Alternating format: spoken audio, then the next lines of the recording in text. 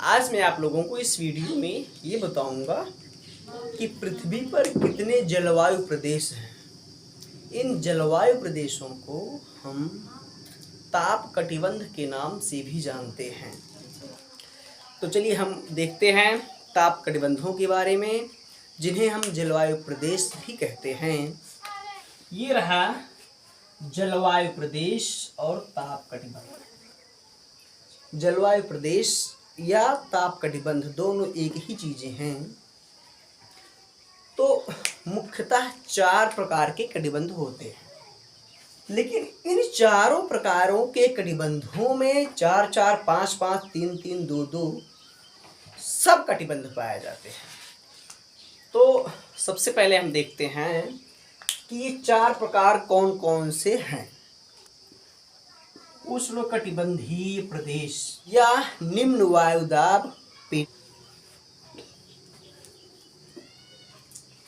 दूसरा है उपोष्ण या शीतोष्ण कटिबंधीय प्रदेश या उच्च वायुदाब पेटी। तीसरा है शीतोष्ण अथवा उपध्रुवीय भी कहते हैं, इसका अगला नाम है। और चौथा है ध्रुवीय या उच्च वायुदाब पेटी। यहाँ गर्मी ही गर्मी होती है, यहाँ ठंडी और गर्मी होती है, अर्थात शीत और उष्ण दोनों होता है। यहाँ शीत उष्ण तो होता है, अर्थात यहाँ ठंडी बढ़ जाती है। ये शीतोष्ण है, यहाँ पर भी शीतोष्ण है, लेकिन ये शीतोष्ण है, अर्थात यहाँ निम्न वायुदाब हो रहा है। ठंडी होती है तब उच्च वायुदाब होना चाहिए, लेकिन चूंकि यहाँ पर उष्ण है इसलिए ठंडी वाला उष्ण है, यद्यपि निम्न होता है। इस प्रकार ये ध्रुवीय उच्च वायुदाब पेटी है। हम ध्रुवों की ओर पहुंच जाते हैं। ये इतना प्रदेश आता है।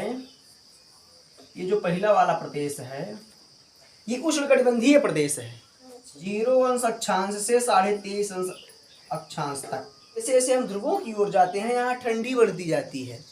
जब ये ठंडी बढ़ रही है, यहाँ पर ठंडी भी होती है और गर्मी भी होती है। ठंडी में जम के ठंडी और गर्मी में जम के गर्मी पड़ती है। जब ये ठंडी में जम के ठंडी और गर्मी में जम के गर्मी पड़ती है तो यहाँ उच्च वायुदाब होता है।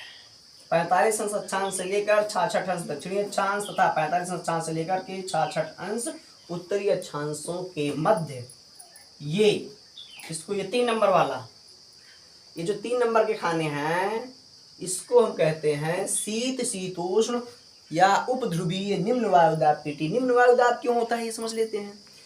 चूंकि ये जो 2 नंबर वाला क्षेत्र है, अर्थात जो शीतोष्ण है, यहाँ पर ठंडी और गर्मी जो ज्यादा है, यहाँ पर उच्च वायुदाब तो होता है, लेकिन जैसे जैसे हम ध्रुवों की ओर जाते हैं यहाँ पर वायुदाब भी ज्यादा होता है। लेकिन यहाँ बीच में जब गर्मी आ जाती है, ठंडी के बाद 6 महीने गर्मी आएगी ना, तो जब ये 2 नंबर वाले में जब बीच में गर्मी आ जाती है तो यहाँ पर वायुमान, यहाँ पर ये जो है इसके प्रभाव से ये 3 नंबर वाला क्षेत्र निम्न वायुदाब का हो जाता है। यहाँ वायु हल्की होती है। और लास्ट वाला आता है ये 4 नंबर का ध्रुवीय उच्च वायुदाब पेटी। और ध्रुवीय का मतलब यहाँ ध्रुव है, ये दक्षिणी ध्रुव और ये इतना पूरा उत्तरी ध्रुव, 4 नंबर वाला। जब ये उत्तरी ध्रुव, ये ध्रुवीय पेटी और उच्च वायुदाब यहाँ इसलिए होता है क्योंकि यहाँ पर हवाएं एकदम गर्म होती है।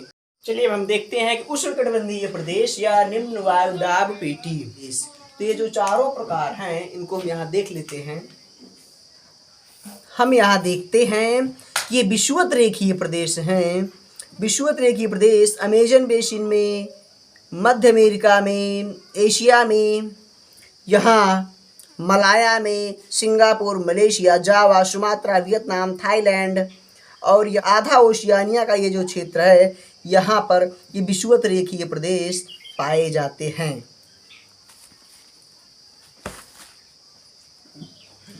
दूसरा है उष्ण घास के मैदान।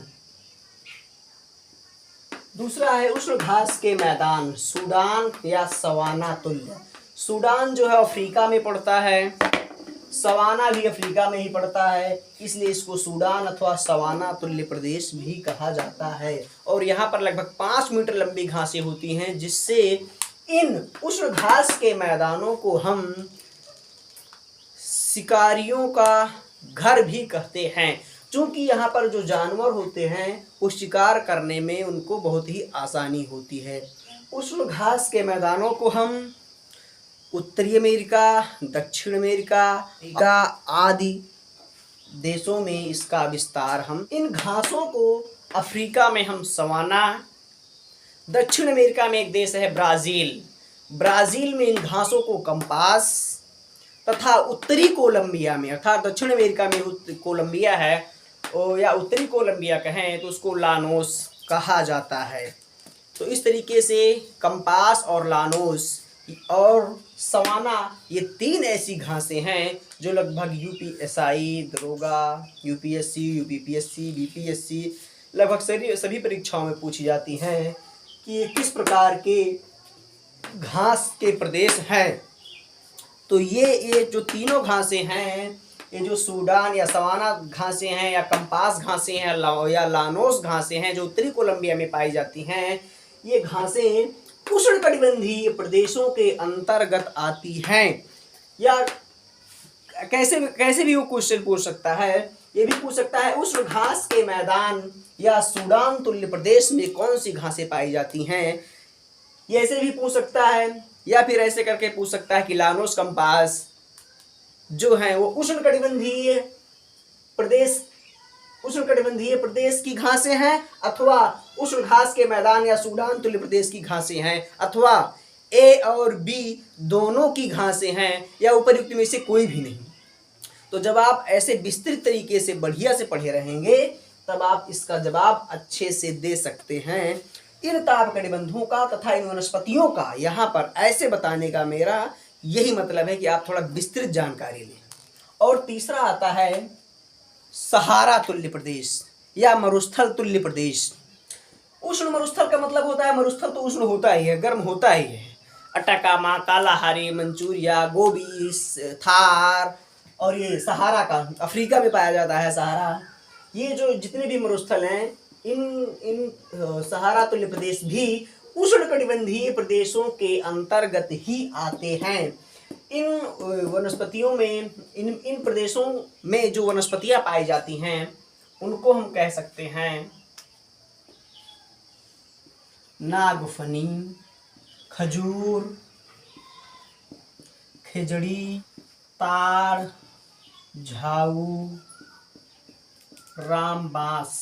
इतने प्रकार की वनस्पतियां उष्णकटिबंधीय प्रदेशों में पाई जाती हैं। या ऐसे भी कह सकते हैं कि ये वनस्पतियां उष्ण मरुस्थलों में पाई जाती हैं या सहारा तुल्य प्रदेशों में पाई जाती हैं। एग्जामिनर होता है वो आपकी परीक्षा, वो आपका एग्जाम कैसे भी ले सकता है। वो तीनों में से किसी एक को भी पूछ सकता है या तीनों को पूछ सकता है। आप कहेंगे नहीं हम तो सहारा तुल्य प्रदेश में पढ़े हैं, ये उष्णकटिबंधीय में कैसे आ गया। तो सहारा तुल्य प्रदेश में के जो सहारा तुल्य प्रदेश है वो प्रदेश उष्णकटिबंधीय प्रदेश के अंतर्गत ही तो आता है। तो ऐसे प्रश्न पूछे जाते हैं कंपटीशन में पढ़ाने। और यहाँ पर एक जनजाति पाई जाती है जिसका नाम है बद्दू। बद्दू ये जो जनजाति है ये अफ्रीका में पाई जाती है तथा दक्षिण पश्चिम एशिया में भी बद्दू जनजातियां पाई जाती हैं। ये हो गए 3 उष्णकटिबंधीय प्रदेशों के अंतर्गत, ये 3 है। और चौथा है उष्ण मानसूनी। देखिए यहाँ उत्तरी अमेरिका में मैक्सिको सिटी, दक्षिणी अमेरिका में पेरू और इक्वेडोर का क्षेत्र, यहाँ ब्राज़ील का पूर्वी ब्राज़ील, अफ्रीका में वियतनाम, लाओस, मलेशिया, सिंगापुर, ये सभी पूरा देश, ऑस्ट्रेलिया का ये वाला हिस्सा। तो ये रहे मानसूनी प्रदेश। मानसूनी प्रदेश जो है 8 अंश उत्तरी अक्षांश से लेकर के 35 अंश अक्षांशों तक के मध्य पाए जाते हैं। 8 अंश से 35 अंश अक्षांशों के मध्य हैं ये।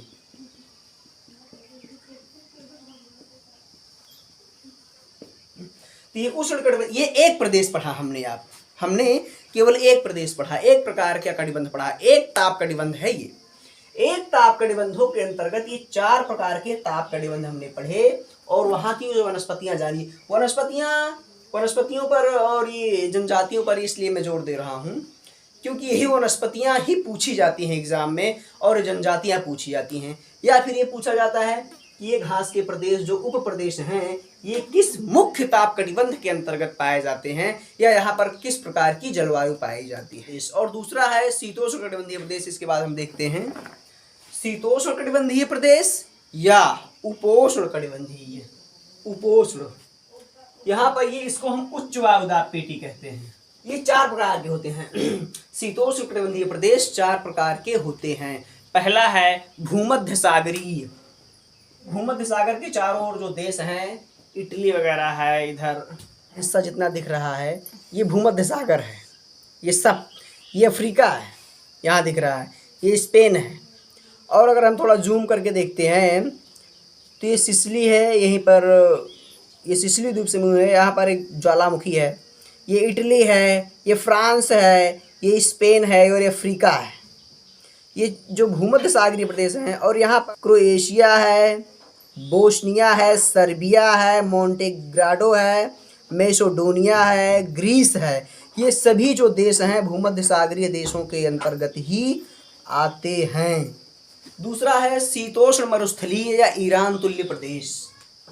दूसरा है शीतोष्ण मरुस्थलीय अथवा ईरान तुल्य प्रदेश। शीतोष्ण मरुस्थल का मतलब जो मरुस्थल तो है लेकिन वहाँ ठंडी भी पड़ती है, थोड़ा गर्मी भी पड़ती है। ये ईरान तुल्य प्रदेश है। ये भूमध्य रेखा है, भूमध्य रेखा में ये बेल्ट वाला क्षेत्र अर्थात अफ्रीका में ये पूरा ईरान अर्थात तारिम बेसिन क्षेत्र, ये ईरान, अफगानिस्तान, ताजिकिस्तान, उज्बेकिस्तान और यहाँ ये संयुक्त राज्य अमेरिका और आधा थोड़ा सा कनाडा का पठार, मैक्सिको का पठार, ये जो है ये ईरान तुल्य प्रदेशों के अंतर्गत ही आते हैं। ये 30 अंश से 40 अंश अक्षांशों के मध्य पाए जाते हैं। 30 अंश अक्षांश दोनों गोलार्ध, 30 अंश से लेकर 40 अंश उत्तरी अक्षांश तथा 30 अंश से 40 अंश दक्षिणी अक्षांशों के मध्य पाए जाते हैं। अगला है तुरान तुल्य या स्टेपी तुल्य प्रदेश। ये आ गया, आपके दिमाग में आ गया होगा कि स्टेपी जो घास है वो शायद यहीं पाई जाती है। हाँ, ये सच आप सोच रहे हैं कि जो स्टेपी नाम की घास है जो हमारे एग्जामों में पूछा जाता है, टेट सुपर टेट में या एसआई दरोगा लेखपाल में, ये शीतोष्ण कटिबंधीय प्रदेशों के अंतर्गत ही आती है। इसीलिए हम इसको तुरान तुल्य या स्टेपी तुल्य प्रदेश कहते हैं। ये वनस्पतियाँ कहाँ कहाँ पर पाई जाती हैं और उस देश में इन वनस्पतियों को क्या कहते हैं, इसके बाद हम देखते हैं।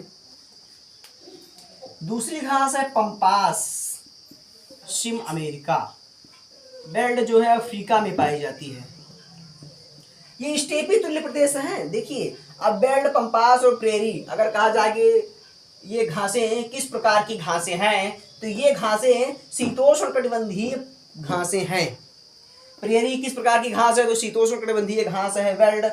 और एक आती है डाउन्स ऑस्ट्रेलिया में पाए। जो 4 मुख्यतः घासें हैं ये भी ये तुरान तुल्य प्रदेशों के अंतर्गत ही पाई जाती हैं, या कहें तो शीतोष्ण कटिबंधीय प्रदेशों के अंतर्गत पाई जाती हैं। तीसरा हो गया। चौथा है इसमें का चीन तुल्य प्रदेश। जितने अक्षांशों में चीन बसा है उतने ही अक्षांशों के मध्य में पाए जाने वाले प्रदेशों को हम चीन तुल्य प्रदेश कहते हैं। तो ये 2 कटिबंध मुख्य रहे, एक उष्ण कटिबंधीय पहला रहा और दूसरा है शीतोष्ण कटिबंधीय प्रदेश। तीसरा आता है उपध्रुवीय निम्न वायुदाब पेटी वाला या उपध्रुवीय कटिबंधीय प्रदेश। शीतोष्ण कटिबंधीय प्रदेश या निम्न वायुदाब पेटी, या इसी को कह सकते हैं हम, अथवा उपध्रुवीय प्रदेश या उपध्रुव कटिबंधीय प्रदेश। शीतोष्ण या उपध्रुवीय कटिबंध जो होता है वो मुख्यतः 4 प्रकार का होता है। पहला है पश्चिम यूरोप तुल्य प्रदेश, दूसरा है प्रेरी तुल्य प्रदेश। ये देख लेते हैं थोड़ा। प्रेरी तुल्य प्रदेश में मैपल, चेस्टनट और वॉलनट प्रकार के वृक्ष पाए जाते हैं। अगला है सेंट लॉरेंस या मंचूरिया तुल्य प्रदेश। मंचूरियन आप लोगों ने खाया होगा, वही मंचूरियन जो चीन में है। तो हम जान लेते हैं जब मंचूरियन चीन से आता है तो मंचूरिया स्थान भी चीन में ही पड़ता है। तो मंचूरिया तुल्य प्रदेश कहें या सेंट लॉरेंस तुल्य प्रदेश कहें। सेंट लॉरेंस जो है ये उत्तरी अमेरिका के मैक्सिको साइड में पड़ता है। संयुक्त राज्य अमेरिका में सेंट लॉरेंस आता है, इसलिए हम इसको सेंट लॉरेंस अथवा मंचूरिया तुल्य प्रदेश कहते हैं। चौथा आता है ध्रुवीय या उच्च वायुदाब पेटी। ध्रुवीय कटिबंधीय जो प्रदेश हैं ये मुख्यतः 3 प्रकार के हैं। पहला है साइबेरिया या टैगा तुल्य प्रदेश।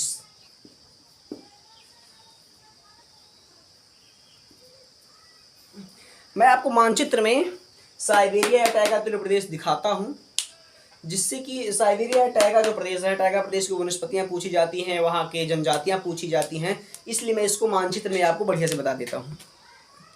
हम देखते हैं कि जो टैगा तुल्य प्रदेश हैं ये कनाडा से लेकर के अलास्का तक, ये आधे कनाडा में ये पूरा क्षेत्र उत्तरी अमेरिका का, तथा यहाँ इंग्लैंड से लेकर के, इंग्लैंड नहीं, ये इंग्लैंड तो यहाँ है, ये यूरोप वाला क्षेत्र, यहाँ से लेकर के यहाँ तक पूरा रूस वाला क्षेत्र, पूरा साइबेरिया, आधा ये थोड़ा सा चीन और इधर पूरा जापान तक ये आ जाता है। ये तो रहा इसका मानचित्र, मैंने थोड़ा ये ब्लैक करके दिखाया गया है इसमें। अब इसमें कौन कौन से देश आते हैं मैं आपको उन देशों को बताता हूँ कि इसमें कौन कौन से देश आते हैं। तो इन देशों में हम देखते हैं कि यहाँ पर तो ये लंदन है, लंदन तो था नहीं, ये स्वीडन से स्टार्टिंग हुई थी इसकी, नॉर्वे से, तो ये नॉर्वे हो गया, ये स्वीडन हो गया, ये स्टॉकहोम हो गया, ये बेलारूस हो गया, ये फिनलैंड हो गया, फिर उसके बाद मॉस्को स्टार्ट हो जाता है, और मॉस्को से लेकर के पूरा रूस यहाँ तक ये पूरा साइबेरिया वाला भाग, ये सब पूरा टैगा प्रदेश या साइबेरिया प्रदेश के अंतर्गत आते हैं। ये जो टैगा तुल्य प्रदेश हैं ये 28 डिग्री से 60 डिग्री तक है, लेकिन यहाँ टैगा प्रदेश नहीं पाए जाते क्योंकि ये दक्षिणी गोलार्ध है। टैगा प्रदेश केवल उत्तरी गोलार्ध में ही पाया जाता है। और एक चीज हम पढ़ते हैं कि सबसे ठंडा प्रदेश क्या होता है? बर्खोयांस्क। ये जो बर्खोयांस्क है ये दुनिया का सबसे ठंडा प्रदेश है। ये टैगा प्रदेश में अर्थात रूस में ही पाया जाता है। इनमें कोणधारी वन पाए जाते हैं, ये कोणधारी वन होते हैं।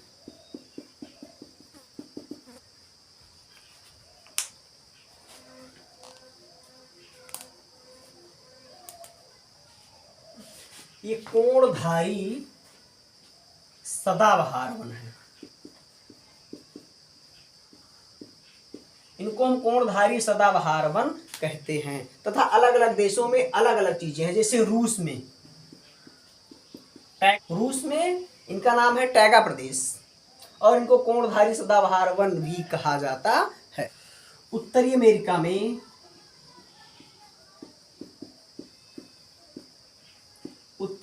इनको संकुल वन कहते हैं। तो टैगा प्रदेशों में मैंने जाना कि इसका विस्तार केवल उत्तरी गोलार्ध में है 28 अंश से 60 अंश तक। बर्खोयांस्क जो स्थान है सबसे ठंडा स्थान, ये रूस में ही पाया जाता है अर्थात टैगा प्रदेश में ही पाया जाता है। ये कोणधारी सदाबहार वन पाए जाते हैं। कहाँ पाए जाते हैं? उपध्रुवीय टैगा प्रदेशों में। रूस में हम टैगा प्रदेश नाम है, उत्तरी अमेरिका में इसका संकुल वन नाम है। इनकी जो मुख्य वनस्पतियां हैं वो है फर है, सीडर है, लार्च है, स्प्रूस है, पाइन और चीड़। ये वनस्पतियां टैगा प्रदेशों में ही पाई जाती हैं। दूसरा आता है टुंड्रा प्रदेश। टैगा के बाद आता है टुंड्रा। ध्यान दीजिए, टैगा और टुंड्रा में जब हम कक्षा 5, 6, 7 में तो पढ़ लेते हैं, लेकिन जैसे जैसे हम ऊपर क्लास में जाते हैं टैगा और यहाँ चूंकि हम 6, 7 में एक साथ ही पढ़े रहते हैं टैगा और टुंड्रा, इसलिए हम ऊपर की क्लासों में चल करके हमारी वही मानसिकता बनी रहती है कि पहले टुंड्रा आएगा कि पहले टैगा आएगा, या फिर पहले टैगा आएगा कि पहले टुंड्रा आएगा। इसलिए हम इस चीज़ को यहाँ जाने रहते हैं। पहले टैगा प्रदेश आता है, फिर उसके बाद टुंड्रा प्रदेश आता है।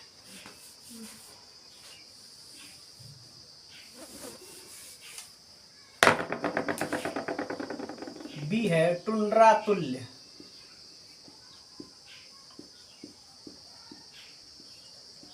टुंड्रा तुल्य प्रदेश।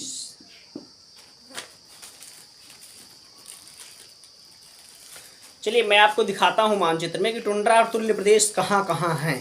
सबसे पहले हम काले रंग से में दिखाएंगे सबसे पहले हम काले रंग से में दिखाएंगे मानचित्र में कि टुंड्रा प्रदेश कहाँ कहाँ हैं।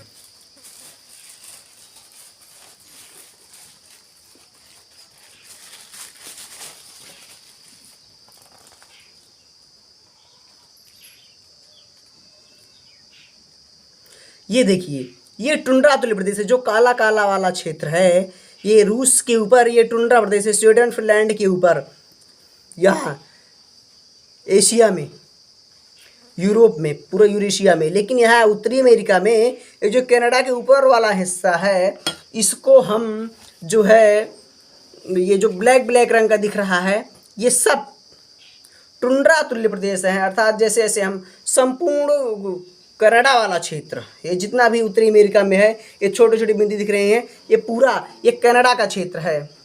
लेकिन यहाँ पर ये ग्रीनलैंड है, ये जो काला काला दिख रहा है हल्का हल्का बगल बगल, ये ग्रीनलैंड है। तो इसको हम कहते हैं टुंड्रा तुल्य प्रदेश। टुंड्रा तुल्य प्रदेशों को हम शीत मरुस्थल कहते हैं, क्योंकि यहाँ पर ठंडी इतनी अधिक होती है कि इसको मरुस्थल हम नाम दे देते हैं। लेकिन ये ठंडा मरुस्थल है, यहाँ कुछ भी नहीं पाया जाता, बस छोटे छोटे फूल जैसे वनस्पतियाँ पाई जाती हैं। जैसा कि भी आप इमेज में देख रहे हैं, देखेंगे ये जो इमेज दिख रही है, ये देख रहे हैं कि जो ये छोटी छोटी इमेज दिख रही है, इमेज में छोटे छोटे फूल, एकदम लगता है जैसे मैट बिछाई हुई है फूलों की। और इसको हम उजाड़ खंड कहते हैं। टुंड्रा प्रदेश में ऐसे ही लगता है एकदम उजाड़ खंड, मतलब कहीं कुछ भी हो रहता ही नहीं। जब कुल बर्फ है, 12 महीने बर्फ ही पड़ी रहती है, तो वहाँ पर लाइकेन या काई वगैरह ही उगती हैं। मैं इसमें पाई जाने वाली वनस्पतियों के बारे में भी लिख देता हूँ। यहाँ टुंड्रा प्रदेशों में 3 प्रकार की झाड़ियाँ पाई जाती हैं। ये जो झाड़ियाँ हैं, ये जो वनस्पतियाँ हैं, 3 प्रकार की हैं यहाँ की वनस्पतियाँ। यहाँ टैगा और टुंड्रा प्रदेश की वनस्पतियों के बारे में मैं विस्तृत रूप से इसलिए बता रहा हूँ क्योंकि एग्जाम में बहुत पूछा जाता है। एक तो हो गए झाड़ी वाले टुंड्रा, झाड़ी वाले टुंड्रा प्रदेश। दूसरा हो गए घास वाले टुंड्रा,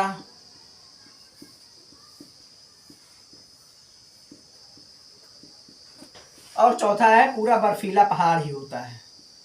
ये पूरा बर्फीला एरिया होता है, इसके बाद कहीं पर कुछ नहीं पाए जाते।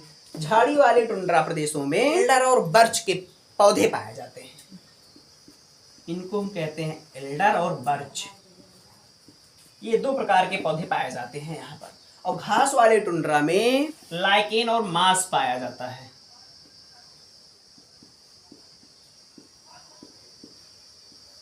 लाइकेन और मांस पाया जाता है। और ये तो बर्फीला एरिया है ही है, यहाँ पर कुछ भी नहीं पाया जाता। पर कुछ जनजातियां पाई जाती हैं।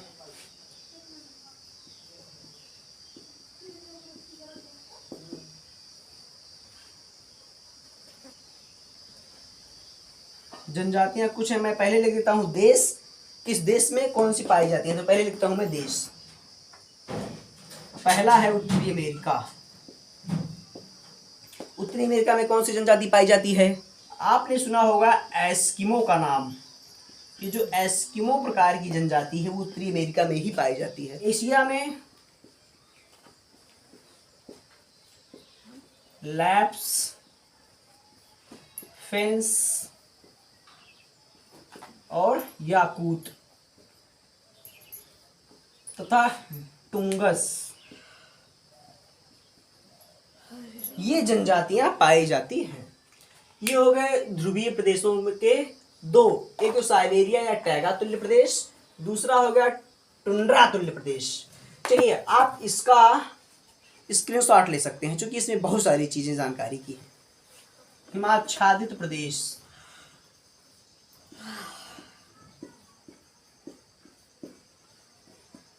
हिमाच्छादित जैसा कि शाब्दिक अर्थ से ही मालूम होता है कि यहाँ पर पूरे साल बर्फ का चादर ही ढका रहता है, अर्थात पूरे साल बर्फ ही बर्फ जमी रहती है।